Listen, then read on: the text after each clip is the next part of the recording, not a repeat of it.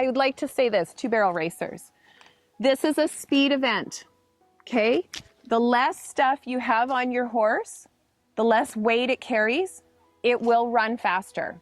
So again, you know, Google the Kentucky Derby and watch what those horses are wearing when they go out to run a race. That's what you want to try to imitate. So these heavy saddles, these thick pads, these huge breast collars, right? And now we're having breast collars with these things that go over the wither to hold the breast collar in place. These big, bulky head stalls with, you know, the big buckles and stuff like that. They weigh a ton. They're so heavy, and you're just adding more bulk and restriction to a horse who's in a speed event. This is not a judged event. It doesn't matter how pretty you are or what you look like running around. It's timed. Get rid of most of it. It's huge. Get rid of most of it. It's not necessary. Even breast collars, you know, if your saddle fits properly, right, you shouldn't need it to go run 17 seconds. You know, it's not like you're out riding in a field or even going up a mountain. Do you know what I mean? There's a place there. We're not roping a steer, or, you know, we're not doing, make sure your pad is clean. Make sure your pad fits. Make sure your saddle fits. You don't need all that stuff. Yeah. And even your head stalls and stuff like that. That horse needs to look and see and move, right? That all that bulk is just more weight and interfering in their job. And then we see those breast collars with those big woolly things on it. I tell girls, you put on a woolly bra with fringes and then go run a race and see what that does. Like, all it's going to do is make you hot and irritate you. You're not going to want to extend into that. People want all these new things and fancy stuff, but realistically, a lot of it just weighs your horse down, and then so you just try and get what fits your horse, what your horse is comfortable in. It's like, I would not wear a big pair of granny panties when I go riding. Go ride, go swimming, do everything with your horse. It brings you two together, so you know every little tiny flaw about that horse, what they do like, what they don't like. And same with like bit wise, like you go in there, you try and find what is the key bit that you will work for that horse. So, or your hands, like every person's different. So when you put your bit on, especially with the gag, you do want a looser curb chain. But watch, here's the bit working, it's reached its full point. And it's still not. Like, you don't want it too tight to where the bit doesn't work. Like, you want the bit to work to a point and then the curb chain to work. So it's almost counting like 1, 2, 3 to a child. Like, you sit down and your body's 1. And then your bit is 2, and then when the curb chain hits, that's 3. Okay. Like, that's it. Pull the bit and see that the curb chain's allowing the bit to work. So if it's too tight, then it's not. See how it stops the bit from working? Yeah. And then when it's too loose, then all you have is the bit, and the curb chain never works. Right. So you just want a happy medium. Really, and like you said, when you're hauling hard, different ground conditions, that kind of stuff, it can save your horse, right? But if you're not hauling hard, you know, you have access to have your horse trimmed every 4 to 5 weeks and keep them at a proper level, and you're controlling the ground conditions. No, you don't have to have shoes. No, it's not necessary. Yeah. Spurs are with your feet. It's calf pressure, a little bit of a poke, and then a roll. It's never a jab or a kick. Do you think spurs are used incorrectly? Oh God, yes. I do not run in spurs.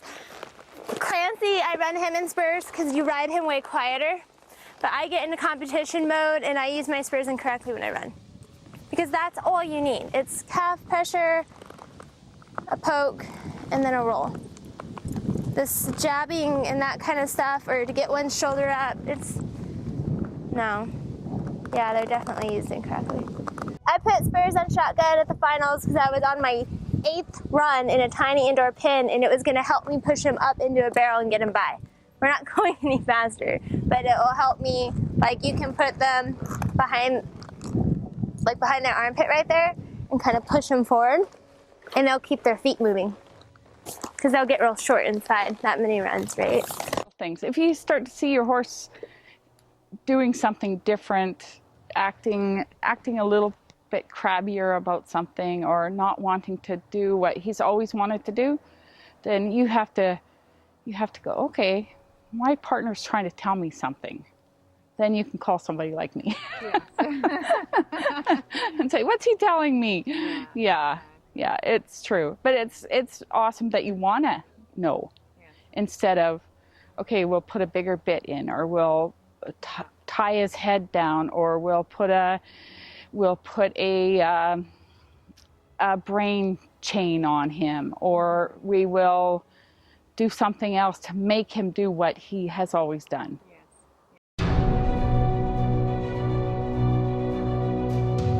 There are times of emergency that we need to trank our horse. There are times we need to kill pain. Do you know what I mean? Like drugs are created for a reason. They're not bad, but just like you said, it does not give it an even playing field at all. The WPRA did enforce, they put in an anti-drug law this year, and they actually did start to enforce it. At the end of the year, they were starting to do some drug testing, which I think is awesome. Yeah, I think it's great. The beginning of the year, I know from myself, just with my supplement company, because mine is all herbs based, but there's some herbs that we'll test, right? Like chamomile, valerian, there's different herbs that we'll test. So I was basically wanting a list of banned substances so I could make formulas that didn't have those in them, so people could still buy them and use them, and then if they pulled blood, they wouldn't test. They could not give me a list. They couldn't give me a list. They couldn't, I emailed, I called, I couldn't get anyone to answer my questions. That was quite early in the year. Since then, I think there's been a lot of, obviously documentation done and improvement done, and they are starting to blood test and actually enforce the law, which I think is awesome. A lot of the drugs that barrel racers are prescribed for their horses from their veterinarians or whoever they're using, they will prescribe a drug because their horse is getting maybe psychotic behaviors, refusing the gait, not wanting to turn, run. So they go to the vet and get a drug, or wherever they get the drug, to calm their horse down. Now, if your horse is being psychotic at the gate, don't you think there's a problem that you need to look at instead of drugging your horse to run him in there? And a lot of the drugs that are used nowadays have serious side effects with people. We don't know what side effects they have with horses.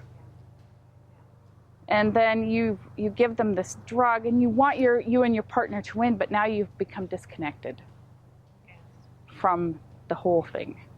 So in lots of the groups that I kind of deal with more, like in racehorses, they have testing so that you can only give phenylbutazone. I think it's 48 hours out, and then after that, you can't run on phenylbutazone. You can run on Lasix, and you can't run on this and that. And they used to be able to run on anabolic steroids, but they just said everybody's on anabolic steroids.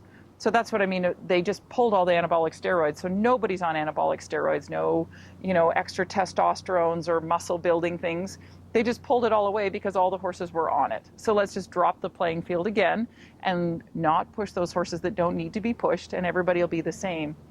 On the other hand, if your horse is like great and you have a little bit of muscle discomfort and you're going to use bute every once in a while, and it's not every time you race you have to do these things, I think that's fine. You have to be careful of where they're at physically, because there is some complications with every drug that we give. If you're on, say, even bute or something to stop them from getting a nosebleed, and they don't get enough adequate water, then they're dehydrated and they're on those meds, and that can be really hard on their joints. Sometimes the horses would love to go and compete and do their thing. And so I think that's why it's okay to do different things to help the horse feel more comfortable so that it will perform it, at the level that you need it to perform at. I think that can still be great. I hear this all the time. Well, your stuff is natural, so it's safe. No. All of our drugs, our synthetic drugs today, came from a plant somewhere, and we've altered them. Not all of them, most of them. So no, you got to be really careful. Like anytime anybody buys anything from me, I talk with them, like, what are you feeding? Do you know what I mean? Why are you feeding this? I try to educate them on, what and why kind of deal. Veterinary wise, I would say that really happy horses don't need a lot of veterinarian care. And when you're physically built to do the job and you've been conditioned well and the people that are involved in your training are totally aware of your, any changes or nuances. And when things are going really well, you don't get to see me very much, which is in some ways kind of cool, but you miss those, like the great moments when things are going really well. But I think if you're happy and they're comfortable and they're moving comfortably and they don't have packing any tension or cortisone levels, and